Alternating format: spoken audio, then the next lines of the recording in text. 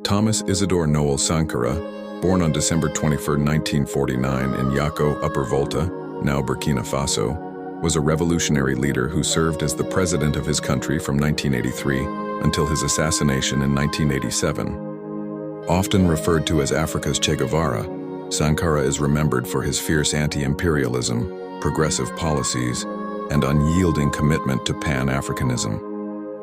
Early life and education. Sankara was born into a Christian family of modest means. After completing his baccalaureate in the capital city of Ouagadougou, he enrolled in a military academy, defying his parents' wishes for him to become a priest.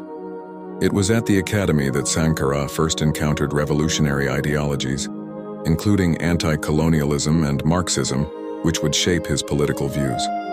In 1970, he traveled to Madagascar for officer training, where he witnessed a successful popular uprising that ousted the pro-colonial government.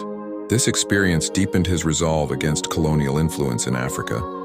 After his return to Upper Volta, he became increasingly involved in military and political matters, quickly rising through the ranks. Ascension to power.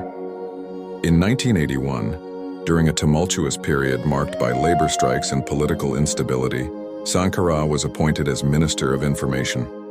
His integrity and dedication to the people quickly became apparent, but he clashed with the corrupt practices of the military governments in power, leading to his arrest.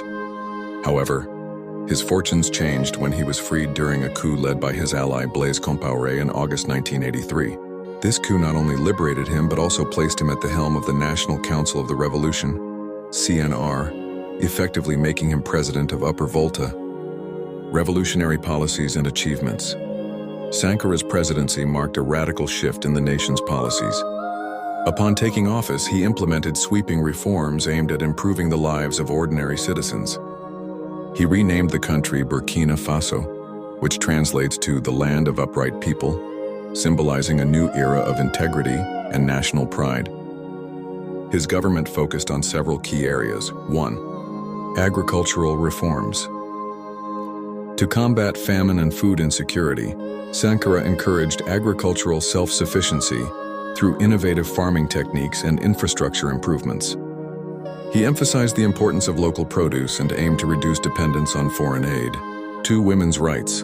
Sankara was a strong advocate for gender equality, appointing women to prominent government positions and promoting their rights. He famously stated that the revolution and women's liberation go together, and implemented policies aimed at improving access to education and healthcare for women. 3. Public health and education. His administration made significant strides in healthcare, reducing infant mortality and increasing vaccination rates. Literacy campaigns were launched, resulting in a marked improvement in education levels across the nation.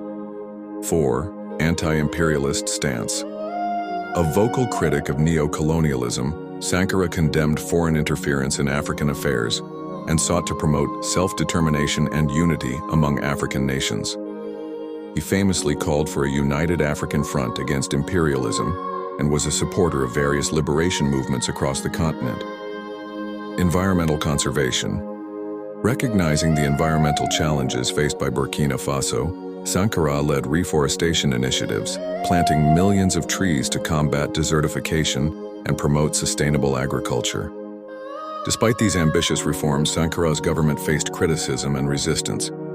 His authoritarian tendencies, such as the establishment of Committees for the Defense of the Revolution, CDRs, sparked internal conflict and dissent.